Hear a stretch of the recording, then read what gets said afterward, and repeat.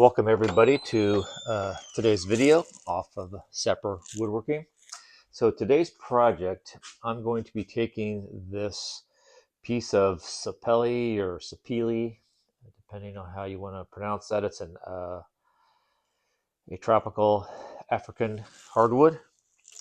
I'm going to be making a segmented bowl using some plans that I've had in my files for at least 15 years. I made one of these bowls a long time ago.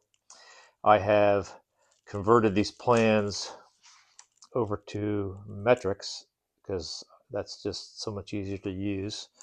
So I'm teaching an upcoming class for the Central Indiana Woodworkers, and we're going to be taking a nice flat piece of S4S lumber and making segmented bowls. And the process we'll do is to take uh, take the piece and cut it into these small little segments or wedgies, and those end up getting glued up into rings. Those rings will get flattened and then glued up with other rings into a stack, eventually mounted on the lathe, and that becomes a bowl. And this Sapele or Sapele, you can correct me down in the comments on the proper way to pronounce that, but we'll throw some denatured alcohol in there, and you can see this has a beautiful grain pattern. It's similar looking to mahogany, and sometimes I've heard it referred to as Sapele mahogany, even though it's a separate species. So let's cut away from the voiceover and get on to the construction. So I chose this particular design for my students in the segmented bowl class because it's really on the simpler side as far as segmented bowls go. The rings are all the same species. There's only 6 rings. They're all the same thickness, and it does make a really attractive bowl in the end. And I do try to emphasize to the students in my class that to go from this bowl, which is on the simpler side, to the more elaborate bowls with all kinds of different designs that are integrated into what they call feature rings. It's not that much of a stretch. The basic steps to create the bowl are the same, and sometimes you just need to do things just a little differently to go from a basic design to a really elaborate design.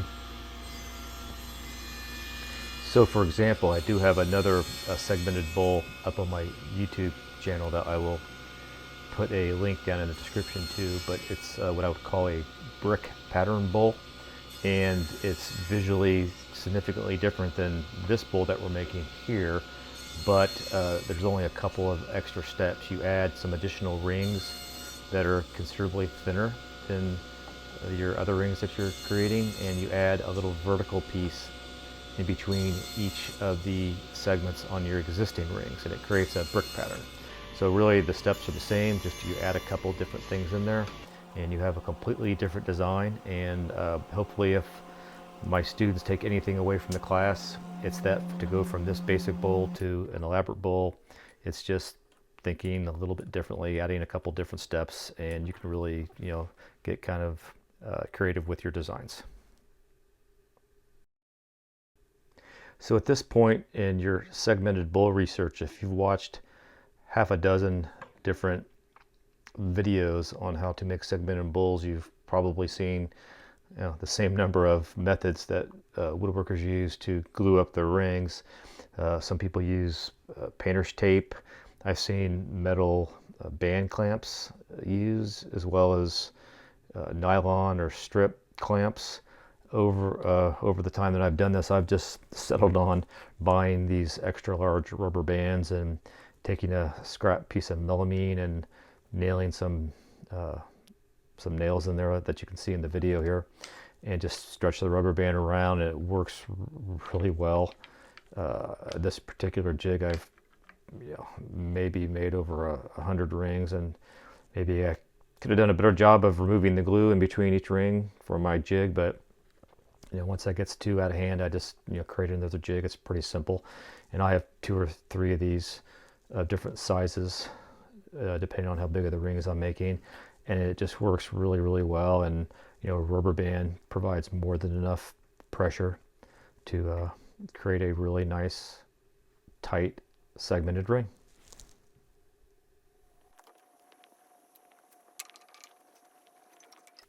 So with a segmented bowl, the rings that you're gluing up, the little individual segments, you're gluing those end grain to end grain, and it's not as strong of a joint as if you were gluing edge grain to edge grain. It's more than strong enough for the purpose of holding the rings together, while you're sanding them flat. But I do like to let that dry overnight to make sure I get a full cure before I take those rings over to the drum sander and flatten those to prepare them for stacking and the final glue up. At this point in the video, I wanted to do a special shout out to my nephew Josh, who was kind enough to come over and be my cameraman for this video. Yeah, usually in my videos I'll have just a tripod set up and do kind of static shots, and I wanted to add a little creativity and emotion to this particular video. So Josh was great. He came over and filmed this entire video with me, and it was fun to have someone in the shop while I was in the creation process. Hopefully he enjoyed that as well, and we'll want to come back and do it another time. In addition, I'd also like to have you consider subscribing to the channel if you like this video or other content that I've put up. It actually does make a significant difference with the YouTube algorithm and getting our content out to new individuals. So please consider subscribing, hit that thumbs up, and making a comment as well. It would be much appreciated. Thank you.